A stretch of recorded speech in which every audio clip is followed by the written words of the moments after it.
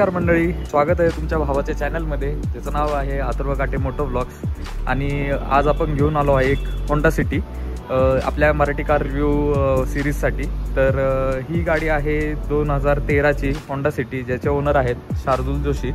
तर धन्यवाद शार्दुलला, त्यांनी त्यांची गाडी आपल्याला रिव्ह्यू करण्यासाठी दिली. आपण बघूया आता ह्या गाडीबद्दल इन्फॉर्मेशन घेऊ. सुरुवात करूया फ्रंटने. तर असा काहीसा लुक आहे फ्रंटचा. आपल्याला सगळे फुल हॅलोजन युनिट आहे. फॉगलाइट्स नाही आहेत ह्या गाडीला. ओव्हरऑल थ्रो व्यवस्थित आहे, काही प्रॉब्लेम नाही. अशी ग्रिल येते. ही म्हणजे थर्ड जनरेशनची फेसलिफ्ट आहे. सेकंड फेसलिफ्ट जो आलता तो आहे. त्याच्यामध्ये फक्त तुमचं फ्रंटचं थोडासा लुक चेंज केलता आणि टेल लाईट चेंज केलं, बाकी सगळं तसंच होतं. ओव्हरऑल हे असं लुक आहे.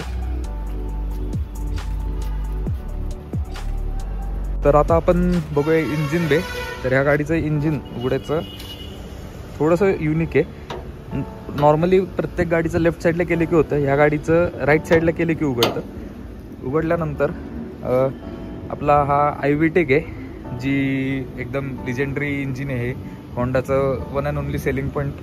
ही गाडी एक्सटर्नली CNG फिटेड आहे. तर त्याचं नॉझल इथं आहे. सेंटर बेस्ड आहे, ड्रायव्हर फोकस नाही किंवा केबिनमध्ये नाही आहे, थोडंसं अलीकडेच आहे. पण ही 4 सिलेंडर आहे. तर आता डिक्की बघूया. डिक्की उघडण्यासाठी इथं चावीने म्हणजे उघडू शकता किंवा मग आतमध्ये बटन आहे, म्हणजे लिव्हर आहे, त्याच्याने उघडू शकता. तर ही गाडी CNG फिटेड आहे एक्सटर्नली. CNGची टाकी लावून जागा किती बघा, एकदम स्पेशियस. आणि ह्याच्यात आय गेस लाईट पण दिलेली आहे. इथं लाईट आहे, बुट लाईट पण दिलेली आहे. इथं स्पेअर व्हील आहे. त्यानंतर हे सगळं द्यायला इकडे जागा आहे. हे सगळं लावून सगळं हे करून पण एवढी जागा आहे गाडीत. त्यानंतर आपण रेअर सीटचं थोडंसं बघूया, म्हणजे गाडीचं इंटेरियर थोडंसं दाखवतो. नंतर आपण इन डिटेलमध्ये तर बघणारच आहे. तर beige colour, beige and black फिनिशमध्ये, नॉट रिअली ब्लॅक बट असं थोडंसं ग्रेइश आहे. आणि खूप रूमी आहे, खूप रिच असं लक्झरी फील देतो गाडीमध्ये.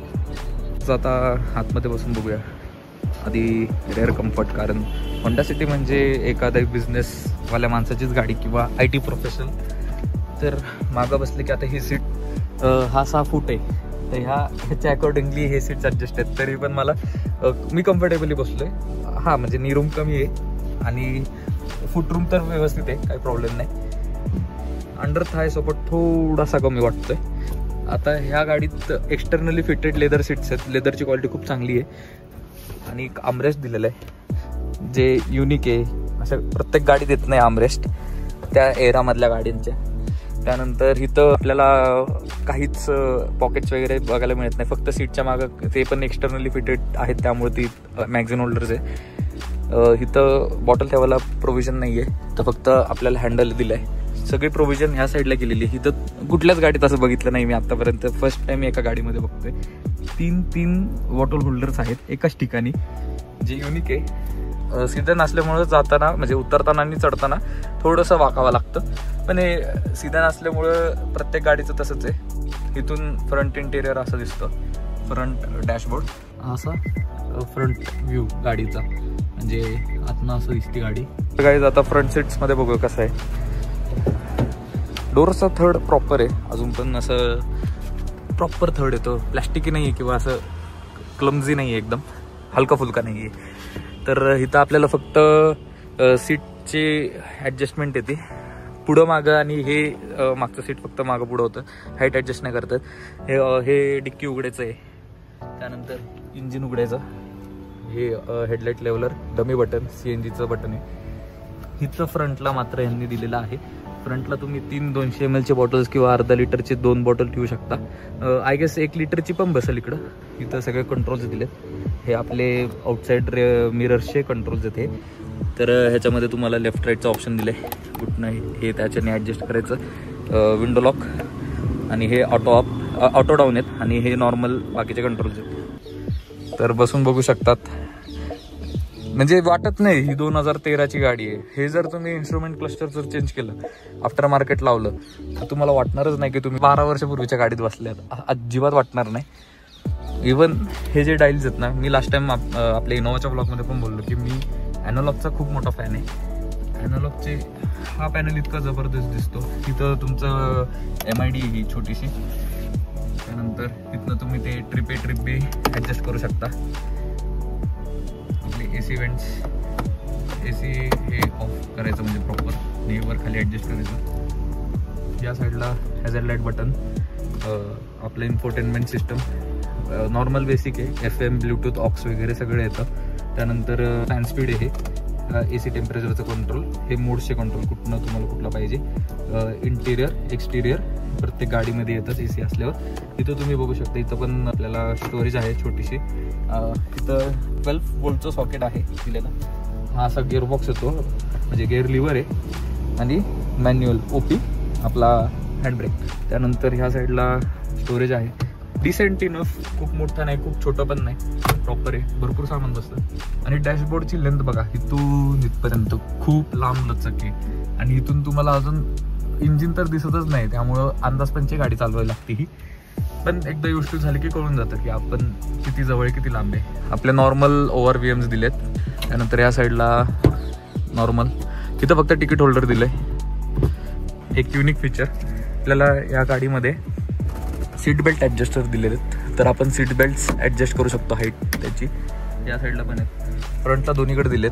जे 2013मध्ये आय डोंट नो किती गाड्यांना येत असेल त्यावेळेला. बेस्ट व्हेरियंटमध्ये पण जर ही गोष्ट मिळत असेल तर रिअली नाईस, म्हणजे हॅट्स ऑफ होंडा त्या गोष्टीसाठी.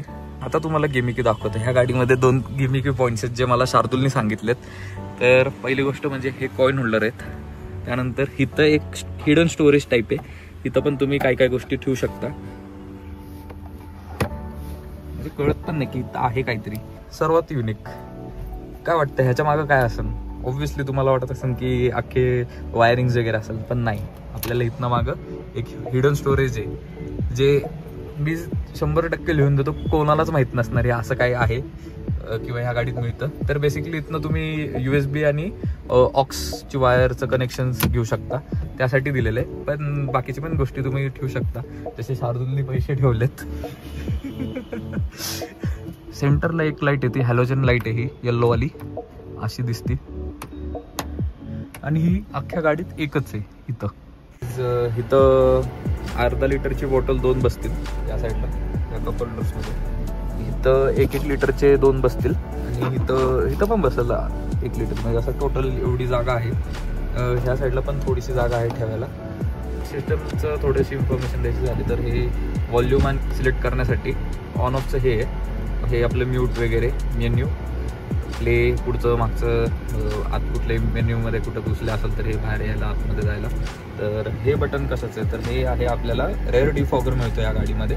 त्याच्याने समजा मागची जर विंडो इन केस ऑफ पावसाळ्यात वगैरे जर ती हे झाली दिसत नसेल क्लिअर, तर हे बटन दाबून तुम्ही क्लिअर करून घेऊ शकता. हे फ्रंट आपलं AC बटन आहे, हे AC ऑन ऑफ. हे वालं आपलं पार्किंग सेन्सरचं आहे, असं इन्स्ट्रुमेंट आहे. तर हे RPM मीटर आहे, 8000 दाखवले पण जाते 7000 पर्यंतची, मोठी गोष्ट आहे. त्यानंतर हे 0 to 40 जे लिहिलेलं आहे, तर 0 to 40 हे तुमचं इन्स्टंट मायलेज दाखवतं की तुम्ही ॲक्सिलेटर केवढं दाबताय त्याप्रमाणे किती मायलेज तुम्हाला देणार गाडी. खाली आपलं किलोमीटर किती झालेत गाडीचे ते. त्यानंतर ट्रिप आहे, त्यानंतर हे ॲव्हरेज दाखवते गाडी. सो बेसिकली हे पेट्रोलचं आहे जे थोडंसं गणलेलं आहे सध्या, कारण आम्ही शूट करत होतो. हे रेंज 0 दाखवते कारण इथे 0 आहे, पण ॲक्च्युली गाडीमध्ये पेट्रोल आहे. सो दॅट्स इट, हे एवढंच आहे पॅनलमध्ये. 220चं लिमिटर म्हणजे दाखवलं आहे, पण जाते 180च. स्पीड लॉक केलेली गाडी. इंडियातले प्रत्येक गाडी स्पीड लॉकच केलेली असते. सो जरी इथं 280 जरी असेल तर नॉट नेसेसरी 280 जाईल गाडी. Yes, overall that's it. Externally तर गाडी एवढीच आपण बघू शकतो. गाडी 2013च्या हिशोबाने आहे, त्यामुळे जास्त फीचर्स वगैरे काय जास्त नाही आहेत. जे आहेत ते खूप रिच आहेत त्यावेळेसच्या हिशोबाने. त्यावेळेला एवढे फीचर्स नव्हते गाडीमध्ये कुठल्याच, आणि बेस वेरियंट असल्यामुळं थोडेसे ऑब्व्हियसली कॉस्ट कटिंग कंपनी करतेच प्रत्येक. सो ओव्हरऑल अशी आहे गाडी. आता आपण ड्रायव्हिंगकडे बोलूया आणि तुम्हाला कळवतोच मी गाडी कशी चालती आफ्टर 12 वर्ष. गाडी परफॉर्मन्स कशी देते सिटीमध्ये, युजेबिलिटी गाडीची. त्यानंतर अजून काय काय गोष्टी फीचर्स वगैरे आपण एक्सप्लोर करूया हळूहळू या गाडीमध्ये. Stay with us. तर गाईज आता आपण ड्रायव्हिंग चालू करतो या गाडीची. सो बघूया कशी गाडी. आता गाडीचा हॉर्न आपण चेक केला. तर गाईज ह्या गाडीमध्ये आता आपण CNG वरती चालवतो ही गाडी आणि मी स्मूथली चालवतो कारण ऑब्व्हियसली ट्रॅफिक रूल्स फॉलो करा, सीट बेल्ट वापरा. इथले इथं जरी जात असेल तरी को पॅसेंजरनी पण लावावे सीट बेल्ट, जो तो आत्ता लावून बसलाय तुम्ही बघूच शकता.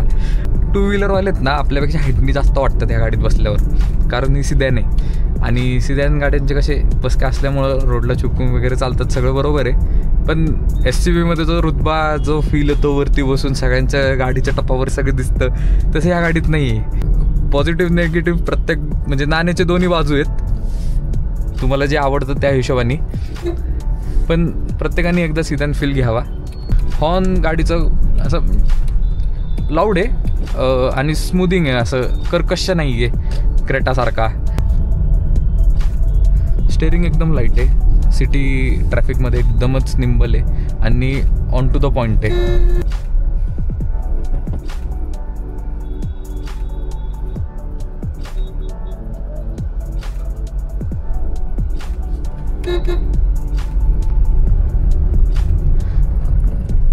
आता तुम्ही बघितलंच असेल, 2 एकदम टाईट स्पेसमधनं पण गाडी काढायला काही वाटलं नाही. थोडंसं फक्त लक्ष देऊन जे ड्रायव्हिंग करताना तेवढं असायलाच पाहिजे. 2013 त्यावेळेला ह्या गाडीचे कॉम्पिटिशन्स कोणते कोणते होते. आपली एक स्विफ्ट डिझायर होती, पण डिझायर थोडीशी लोअर सेगमेंटमध्ये बसती. एक ही होती, वेर्ना होती आणि अजून त्यावेळेला स्कॉडाच्या गाड्या होत्या, रॅपिड होती, वेंटो होती. अजून असले तर तुम्ही कमेंट सेक्शनमध्ये मला नक्कीच सांगा एक कुठली जर मी विसरलो असेल तर. आपण टर्निंग रेडियस बघू ह्या गाडीचा. सिदॅन असून ऑलमोस्ट 4000 प्लस 4.5 मीटर्स प्लस गाडी लेंथ असून एकदम इझिली वळाली. होंडा सिटीचं आपण थोडंसं हिस्ट्री बघितली ना तर 1996मध्ये आय गेस गाडी लॉन्च केली ती इंडियामध्ये होंडाने. होंडाचं फर्स्टच प्रोडक्ट होतं होंडा सिटी, होंडा अकॉर्ड. त्यानंतर त्याचे 2 अपडेट्स येऊन गेले, म्हणजे Gen 1, Gen 2. Gen 1 तुम्ही ह्या पिक्चरमध्ये बघितलं आहे, टार्झन द वंडर कारमध्ये तो जो सक्सेना होता त्याची गाडी होती ती होंडा सिटी, ती Gen 1. त्याच्यानंतर Gen 2 आली, ही Gen 3 आहे. त्यानंतर हिच्यानंतर Gen 4 आली आणि आता Gen 5 करंटली मार्केटमध्ये आहे. Gen 5मध्ये लेटेस्टवाल्यामध्ये तुम्ही आता फीचर्स वगैरे ऑब्व्हियसली एक्सपेक्ट करूच शकतात. गाडीची किंमत पण दुप्पट झाली आहे. ही गाडी त्यावेळेला 8 लाख ते 10 लाखाच्या रेंजमध्ये असायची, ती गाडी आता 20 लाख प्लसच आहे. स्टार्टिंग आय गेस काहीतरी 18 लाख असेल त्या गाडीची. तिच्यात आता हायब्रिड पण मिळतो. आता coming back to this vehicle, ही गाडी 2008 ते 2013 हे ड्युरेशनमध्ये मॅन्युफॅक्चर केलेली, म्हणजे ऑन सेल होती हा व्हेरियंट स्पेसिफिकली. ह्याच्यामध्ये फेसलिफ्ट 2 येऊन गेलेत आणि ही स्पेसिफिकली 2013ची गाडी आहे. आफ्टर 12 इयर्स ह्या गाडीचा पिकअप आणि स्मूथनेस अजिबात डिटोरेट झालेली नाही आहे. एकदम जशी पाहिजे तशी तुम्ही गाडीला, जेव्हा पॉवर पाहिजे थोडासा ॲक्सिलेटर दाबला की झालं, गाडी तुम्हाला ओव्हरटेक करून देणार. सिटी यूज म्हणा, हायवे यूज म्हणा, परफेक्ट. ब्रेकिंग पण थोडंसं स्लगिश आहे, थोडंसं, पण over a period of time may be, किंवा मग त्यावेळेसच्या टेक्नॉलॉजीच्या हिशोबाने.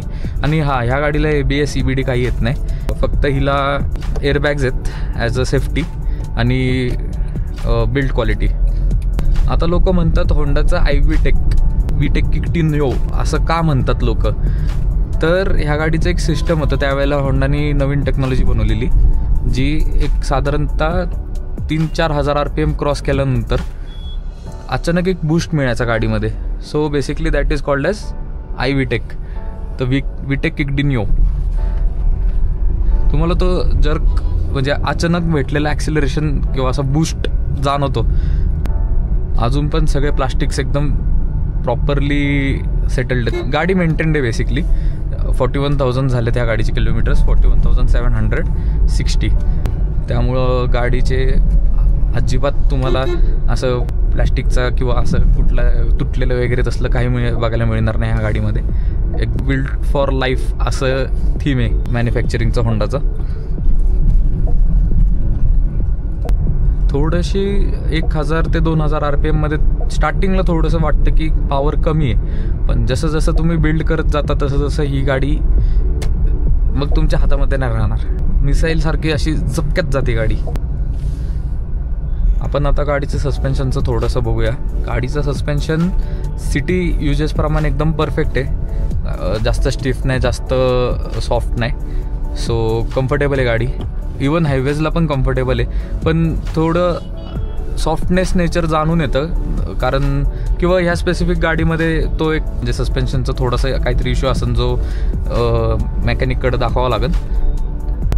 थोडीशी गाडी हायवेला आम्हाला जाणवली की अशी बाउन्स मारत होती. सो बेसिकली मे बी आता ते आम्हाला कळलं नंतर मेकॅनिकला दाखवल्यानंतर, किंवा तो एक पॅचला त्याच एक स्पीडला ती गाडी बाउन्स मारत होती. पण नंतर आम्ही ऑलमोस्ट 110-120ला होतो, गाडी हायवेला होती आणि एकदम एफर्टलेसली लिटरली 2000 RPM वरती गाडी होती 5th गिअरला आणि आम्ही क्रूज करत होतो. म्हणजे मायलेज पण जबरदस्त. CNGवर होती कारण गाडी, आणि AC कंटिन्यू चालू, ते पण आत्ता जसे चालू आहे 2 वरती तसंच. गाडीचे स्टॉक हँडल्स पण युनिक आहेत, म्हणजे मी असे फर्स्ट टाईम बघितलेत. या साईडला आपल्याला इंडिकेटर्स आणि हेडलाईट्स आहे, बेसिक नॉर्मल ज्या प्रत्येक गाडीला असतं तसंच आहे. या साईडला आपलं वायपरचे कंट्रोल्स, फ्रंट वायपर, मागं वायपर येत नाही कुठल्याच सिडॅनला, तर कारण सिडॅन डिझाईन असल्यामुळं, स्लोपिंग रूफलाईन असल्यामुळं पाणी ॲटोमॅटिकली खाली सरतं, तर त्यामुळं वायपर त्याची गरज पडत नाही. गाडीचं engine 1.5 litre, I guess natural aspirated आहे ही गाडी. सो ही गाडी RPM 7000 RPM पर्यंत रेव्ह होती आरामात. फर्स्ट गिअर ऑलमोस्ट 40पर्यंत जातो. सेकंड गिअर तुम्ही 80-90 पर्यंत घेऊन जाऊ शकता या गाडीचा. एवढं हाय रेव्हिंग इंजिन आणि गिअर शिफ्टिंग, गिअर रेशिओज पण एवढे चांगले आहेत गाडीचे. थर्ड गिअर, 4th गिअर, मग 5th गिअर, आरामात 160-180 जाईन ही गाडी. पण आणि बॉडी रोल, गाडीचा बॉडी रोल एकदम मेंटेन्ड आहे. अजिबात असे कर्ववरती किती जोर टर्न मारत, म्हणजे बॉडी रोल नाही जात. आता 60ला मी टर्न मारतोय.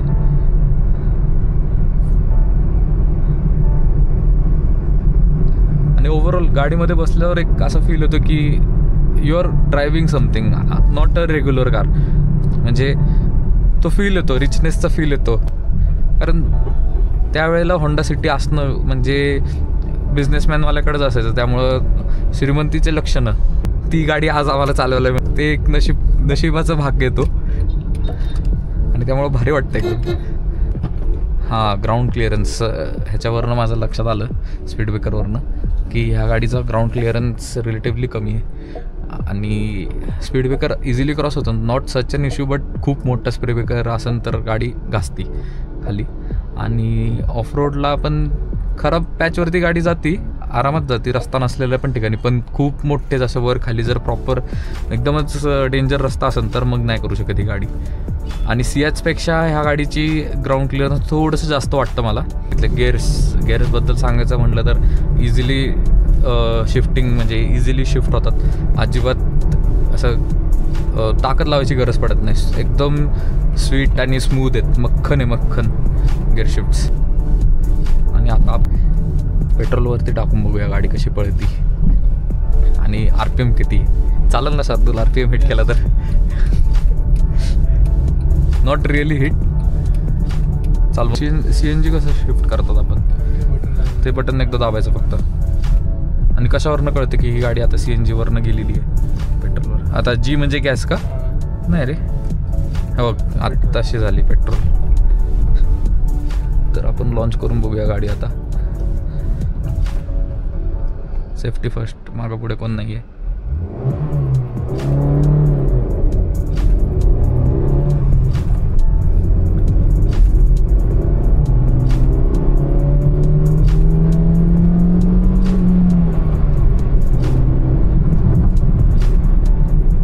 Safety first. खतरनाक पळती गाडी. गाडीचं कॅरेक्टरिस्टिक्सच चेंज झाले, बाप रे. हा विटेक, हा विटेक जाणवला हिट, असं किकडीन झालेला. हा 5,000 RPMच्या वर हिट झालं आणि तरी पण मी लिमिटर नव्हतं हिट केला. काय उचलली गाडी. पण काही एवढा फरक नाही आहे पेट्रोल आणि CNG मध्ये. आणि मायलेज काय देतं आफ्टर फिटिंग CNG आणि बिफोर फिटिंग CNG, म्हणजे फक्त पेट्रोलवरती किती मायलेज आणि ह्याच्यावरती किती देते गाडी? पेट्रोलवर 8 ते 10 मध्ये द्यायची. ओके. CNG मध्ये जवळपास 22 ते 25 देते. सिटीमध्ये का हायवेला? 25, सिटीमध्ये 20. नाईस. तरी AC चालू ठेवून लॉन्च केली रे. हां, आम्ही विथ AC लॉन्च केली गाडी, ते पण 2 वरती होता. खतरनाक आहे, खतरनाक पिकअप आहे गाडीला इवन आफ्टर 12 इयर्स. गाडी खूप काम आणि पीसफुल आहे, म्हणजे चालवताना रश असं फील नाही करू देत की म्हणजे ज्याच्यामुळे तुम्ही ॲक्टिवेट होता की आपण आता फास्टच पळवायची. गाडी स्मूथिंग आहे, म्हणजे असं ॲड्रेनल रश नाही करून देत ही गाडी.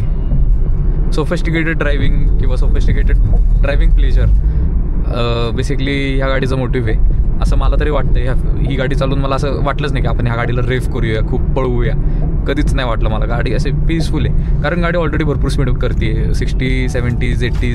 जर सिटीमध्ये तुम्ही अशा या स्पीडला चालवता ते पण RPM 2000 RPMच्या आतमध्ये, तर गरजच नाही आहे. इट्स काइंड ऑफ म्हणजे तुम्ही ही गाडी कोणी वापरू शकता. तर ही गाडी यूथसाठी पण आहे, कारण जर तुम्हाला स्पीड पाहिजे तर स्पीड देते तुम्हाला. ही गाडी मिड एजसाठी पण आहे, की ज्यांच्यासाठी कॉम्बिनेशन ऑफ बोथ पाहिजे, थोडीशी स्मूथ आणि थोडीशी अशी पॉवरवाली, तर ही गाडी ती आहे. इवन सगळ्या ग्रुप ऑफ लोकांसाठी, म्हणजे फिमेलसाठी पण, कारण गाडी खूप कंट्रोलेबलमध्ये चालते, कम्फर्ट पण आहे. सगळंच अशी कुठलीच गोष्ट नाही या गाडीतनं आपण असं निगेटिव्ह काढू शकतो, फक्त मायलेज सोडला तर. पण ज्याच्याकडे होंडा सिटी तो मायलेज का बघत. ॲज अ को पॅसेंजर साईड तुला किती कम्फर्टेबल आहे गाडी? तुला स्पीड ब्रेकर्स वगैरे जाणवत होते का? नाही, तसे मला स्पीड ब्रेकर नाही जाणवत. गाडीचा फील बिंग अ को पॅसेंजर पण चांगला देतो. निवांत बसता येतं, पाय पूर्ण असे पुढे ढकलो. मी 6 फीटचा आहे तरी मला अजून स्पेस आहे, ॲम्पल स्पेस. आणि been a owner of this vehicle, काय तुझे रिव्ह्यूज आहेत? काय वाटतं तुझे लास्ट व्हेकल कुठली होती? अपग्रेड केल्यानंतर कुठली म्हणजे काय वाटतं तुला अपग्रेडमध्ये? सो माझ्याकडे 2002 सालची सँट्रो होती.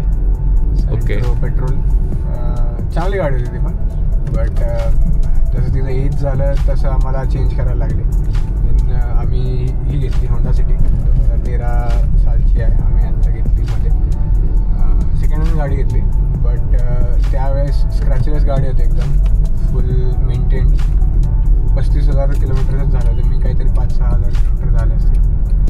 आणि खूप चांगला फील, म्हणजे एकदम नव्यासारखा फील येत होता. काही पार्ट्स तर असे होते की ज्यांना अजून बबल शीट रॅप्ट होते. 13 वर्ष जुनी, 12 वर्ष जुनी गाडी असली म्हणजे एकदम अनयूज गाडी होते. सो मला खूप चांगला पीस लागला. आणि तसं बघायला गेलं तर गाडी बेसिकली सिडॅन आहे, लांब आहे. आपल्याला थोडं जजमेंटवरच चालवायला लागते सुरुवातीला. रिव्हर्स करताना पण जजमेंट खूप केअरफुली घ्यायला लागतं, बट खूप स्मूथ गाडी आहे. आणि स्टिअरिंग खूप लाईट आहे, ते खूप एक चांगला पॉईंट वाटतो मला या गाडीबद्दल. आणि अशा जास्त कधी हादरा देत नाही. थोडंसं ग्राउंड क्लिअरन्सचा इश्यू मला जाणवतो, कारण बिईंग अ सिडॅन थोडं ग्राउंड क्लिअरन्स कमी असतो गाड्यांमध्ये. बाकी तर पॅसेंजर सीट आणि जे मागचे सीट्स आहेत ते पण खूप कम्फर्टेबल आहेत. आणि yes, that's it from my side. Okay. अजून भरपूर क्वेश्चन्स विचारायचे आहेत. तर आता मी ज्या वेळेला पॅसेंजर साईडला जाईन, ज्या वेळेला शार्दूल ड्रायव्हिंग करतील त्यावेळेला मी त्याला क्वेश्चन विचारतो. गाडीचा बेसिकली आवाज स्पोर्टी आहे, म्हणजे 4 सिलेंडर इंजिन असल्यामुळं, म्हणजे आपण मगाशी जशी लॉन्च केली ना, गाडीचा आवाज स्मूथिंग होता, एकदम स्पोर्ट्स कार चालवण्याचा फील येत होता. इथं एक छोटासा ट्रायल मारून बघू परत आपण. अरे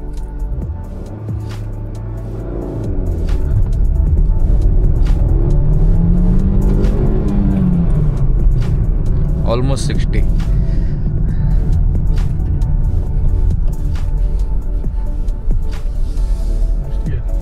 फर्स्ट गिअरला परत एकदा फन आहे. पण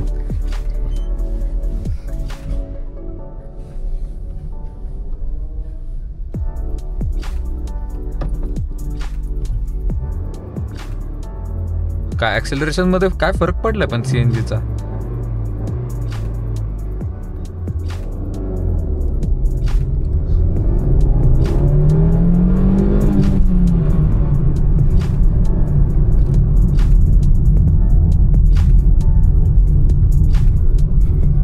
अंदाज पंचे गाडी कधीच चालवायची नाही. कभी भी कुछ भी हो सकते. दिस इज इंडिया बॉस. पिकअप आहे, खतरनाक आहे पिकअप गाडी. ब्रेकिंग पण बघूया, खतरनाक ब्रेकिंग आहे गाडीला. Shardul, please do the honours of driving the vehicle. गाडी थोडी बसकी असल्यामुळे उत्तराला इंग्रेस आणि आउटग्रेस थोडासा गाडीचा अवघड आहे. नाही मी हे ऍडजस्ट करणार. मी मागचा फील घेणार. मी होंडा सिटीमध्ये मागचा फील पाहिजे. हा गाईज बघू शकता. आता मी मागच्या सीट्सवर आलोय. तर बेसिकली इथं हे सीट्स पूर्ण पुढे घेतल्यात आणि जागा एवढी मोठी आहे. सो म्हणजे इन्फिनिटी लेवल नी रूम, लेग रूम वगैरे सगळंच. सो एवढी कम्फर्टेबल गाडी आहे. शार्दूल आपला आता गाडी चालवतोय. मग अशी एक फीडबॅक घेतलेला. आता अजून 2-3 क्वेश्चन विचारतोय आपण त्याला. एक Q&A सेशन आहे आता हा शार्दूल सोबत. सो शार्दूल, पहिली तुमची सँट्रो होती, दुसरी तुम्ही ही गाडी घेतली. रिझन काय होतं गाडी अपग्रेड करायचं?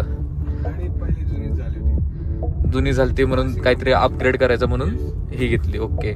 मग होंडा सिटीच का? तुम्ही कुठले बघत होते त्यावेळेला? त्यावेळेस आमचं प्लॅनिंग होतं. मोस्टली आम्ही फॅमिली कार बघत होतो. ओके. त्यामध्ये आम्ही ऑप्शन्स ठेवले होते. वॅगनार होती, त्यानंतर स्विफ्ट होती, त्यानंतर होंडा सिटी ठेवली होती. होंडा सिटी का? कारण आपण कुठं ट्रॅव्हल करायचं म्हटलं तर आपलं लगेज असतं आणि घरच्यांसोबत ट्रॅव्हल करायचं म्हणजे त्यांचं पण लगेज असतं. सो खूप लगेज असलं तर ते हॅचबॅक गाड्यांना एवढं भेटत नाही स्टोरेज. पण या गाडीला कमाल बूट स्पेस आहे.